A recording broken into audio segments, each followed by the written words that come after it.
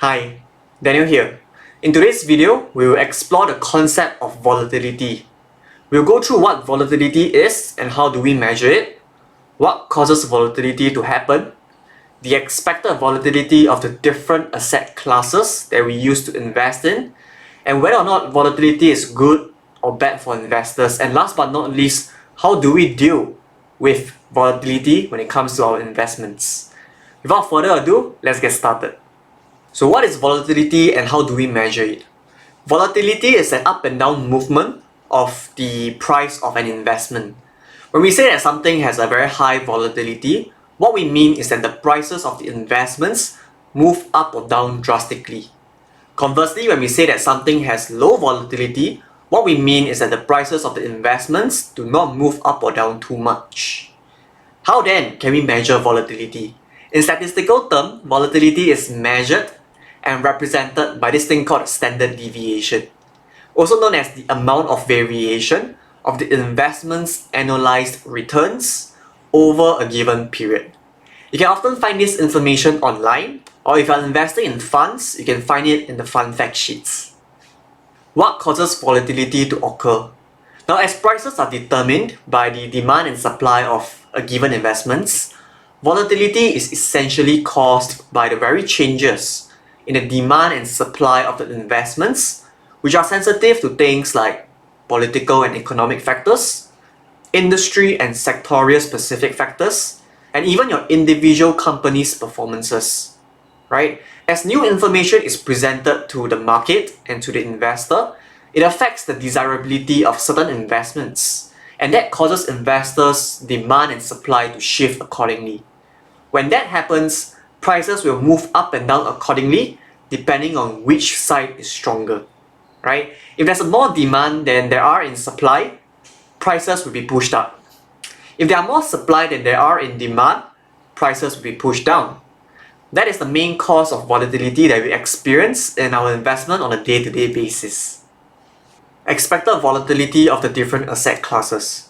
So what's the volatility and return of the different asset classes? Courtesy of visual capitalists, what you're looking at here is the return of the different asset class from 1985 to 2020, right? From this chart itself, you will realize that the saying high risk, high reward is somewhat true if the risk in this case refers to the volatility of the investment. Now, the reason why the volatility level of emerging market stocks or small cap stocks is higher than your developed market or large cap stocks is because these stocks are often companies, industries, regions, or countries that are still developing. And because of the nature of developing things in general, you can expect these developing regions, countries, industries, or companies to experience more hiccups and setback as compared to things that are already fully developed. You can also expect the returns of things that are developing to be higher than things that are already developed, because the growth potential is higher in things that have more room to grow as compared to things that are already fully developed. Now, just as children and teenagers grow taller and bigger every year before they become full-grown adults and stop growing, your companies, industries, regions, and countries will also experience a certain level of growth while progressing from a developing to a developed class. As a result of this, during the growing phase, you can expect the returns to be higher, but also the volatility to be higher as well, right? Just as children and teenagers experiences their fair share of emotional volatility when they are growing up. Is volatility good or bad for investors? Now, volatility, if not managed properly, is bad for investors. It doesn't matter whether you're investing for the short run or the long run. Volatility can be destructive to your wealth if you don't deal with it or manage it properly. Here's why. Volatility causes emotionally driven decisions. Now, emotionally, volatility can lead to very bad investment decisions that you know is not rational and you know that it's bad for your own investment performances. Let me explain. And as I explain, I want you to parallel with your own experiences or the experiences of others that you've seen over the years, right?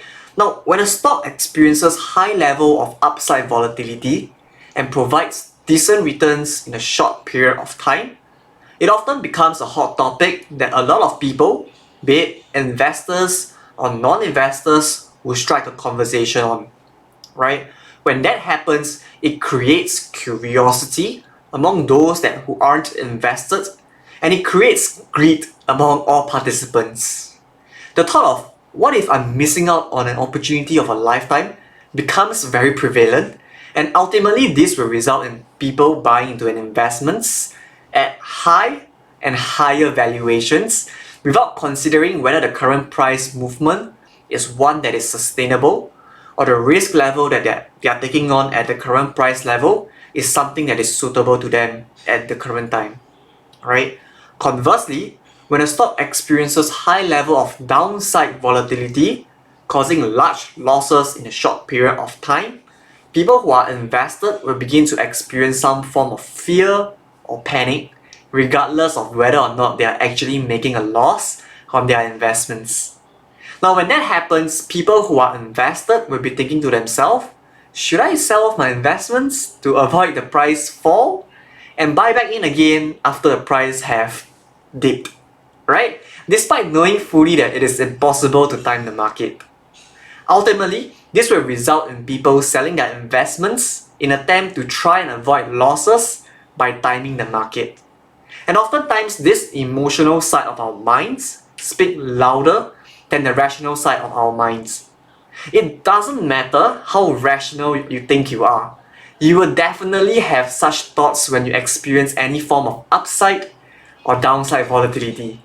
Now, of course, if you are a seasonal investor, you will learn to appreciate the fact that we are all irrational beings to begin with, and from there you can take actions to prevent acting on your irrational thoughts. However, for most investors who are new or inexperienced, they often fall into the trap of thinking that they know what they're doing, and what they're doing is driven by rational factors when in fact they are essentially rationalizing their irrational thoughts, right? That is why emotionally, volatility can lead to very bad investment decisions regardless of how rational or how smart you think you are. The impact of volatility drag. Now, mathematically, volatility causes this thing called the volatility drag, which is often overlooked by people who buy and forget in the name of long-term investing. To put it simply, volatility drag is the phenomenon of what goes down does not fully go up. And it happens because mathematically, a percentage of return is not the same as a percentage of losses. Think about it. If your investments suffer a 50% loss and the price goes from $100 to $50, how much percentage returns do you think you will need to break even on your losses?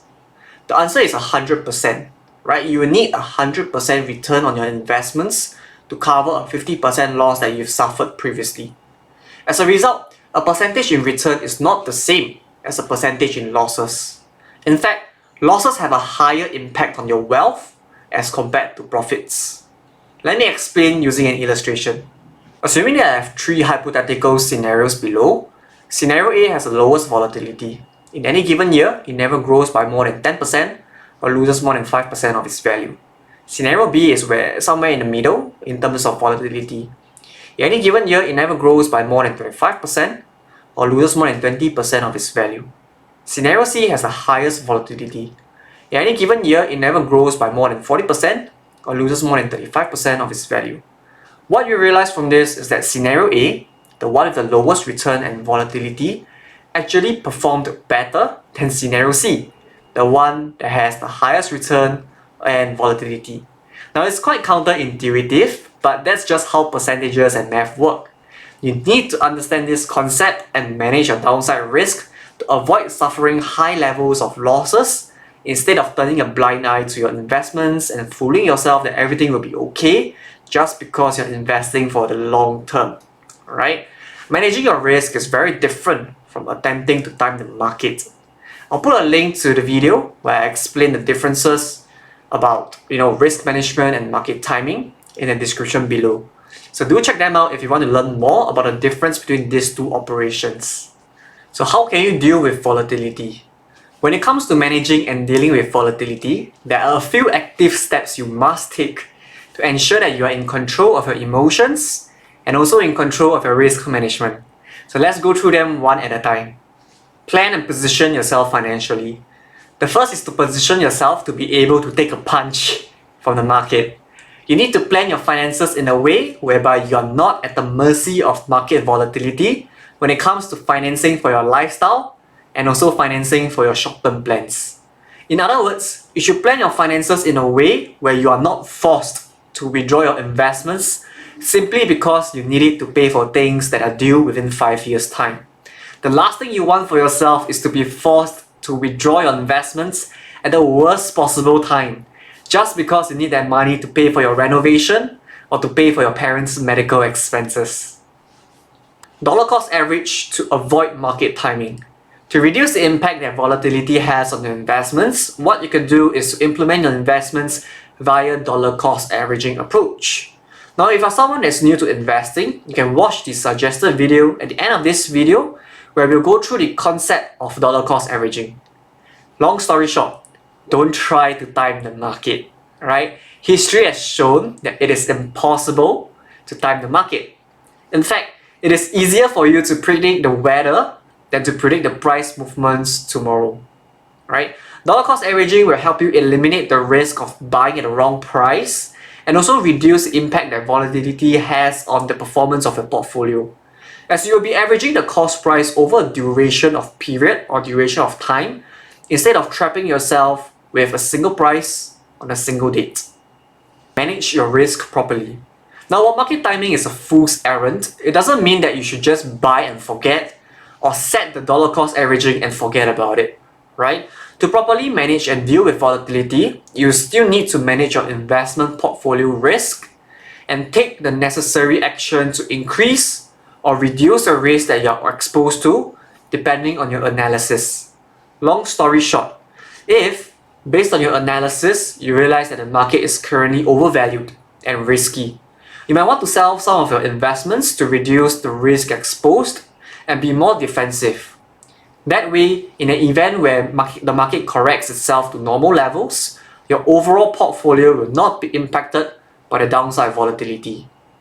Likewise, if based on your analysis you realize that the market is currently undervalued and presents an opportunity, you might want to invest more and take on more risk to be more aggressive. That way, in an event where the market goes back to its normal levels, you will be able to benefit from the upside volatility. Once again, managing your risk is very different from attempting to time the market. I'll put a link to the video where I explain the differences between these two operations in the description below, so do check them out if you want to learn more about the differences between risk management and market timing. Summary. Long story short, volatility, if not managed properly, is bad for investors regardless of whether or not you are investing for the short or long run.